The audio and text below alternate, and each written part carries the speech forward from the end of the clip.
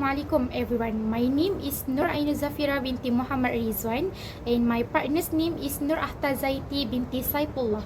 Today, my partner and I will review the TikTok video entitled How to Fix a Broken Heart presented by Kai Winch. This talk was delivered in 2018 and it's aimed at anyone who has experienced heartbreak, whether from a breakup, the loss of a loved one, or any emotionally painful separation. The speaker discussed why heartbreak is difficult to overcome and why recovery often eludes our irrational coping skills. The context of the video is deeply relatable. Almost everyone will experience heartbreak at the same point in their life, and the speaker's goals is to offer both understanding and practical tools for emotional recovery. Alright, in this video, we will share the non-verbal aspect that the speaker used in his public speaking. Firstly, let's look at eye contact. Kai Winch often maintains direct eye contact with his audience throughout the talk. While he is telling stories, you can see him looking at different parts of the auditorium, making sure everyone feels included and engaged. Whenever he describes emotional movements such as Katie Hearstbreak, his eyes become even more focused and intentional. This makes his stories feel very real and it helps to build trust with the audience. Eye contact, especially when discussing sensitive topics, is key to connecting with people on a personal level. For Kai Winch, is a way to show confidence in what he is saying and to encourage empathy. Most importantly, it helps every person in the room feel seen and understood, making them more receptive to his advice on healing from heartbreak. Next, let's focus on gesture. Kai Winch used a very natural hand gesture to emphasize important points.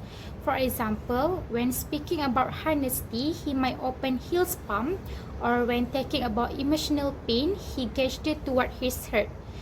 When he explained more abstract psychological concepts like emotional addiction to memories, he used his hand to illustrate these ideas, making them much easier for the audience to visualize.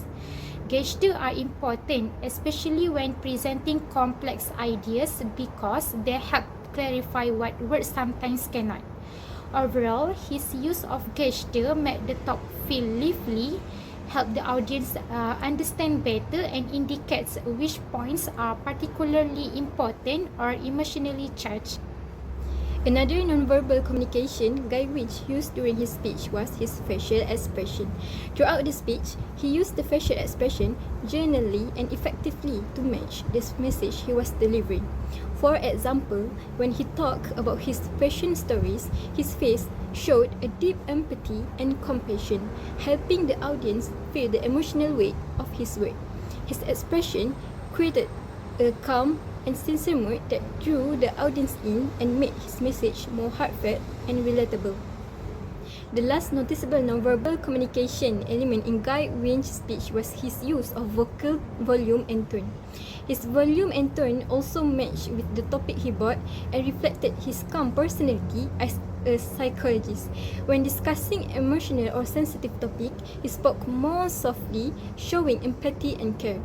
However, when he talked about a moment of determination and frustration, his volume naturally increased. The rise in volume reflected his passion and conviction, helping the audience understand the intensity of his feeling and how heartbreak can become so devastating. This appropriate control of volume helped him connect better with the audience and make his message more meaningful. In conclusion, we noticed four main types of nonverbal communication in Kai Winch's speech. First, his eye contact. He maintained good eye contact with the audience, looking around the room instead of focusing on one spot. Second, his gesture and movement were natural and expressive. Third, his facial expression showed a clear emotion. And fourth, his volume control added empathy and sincerity to his message. However, although his performance was effectively overall, there are also a few areas for improvement.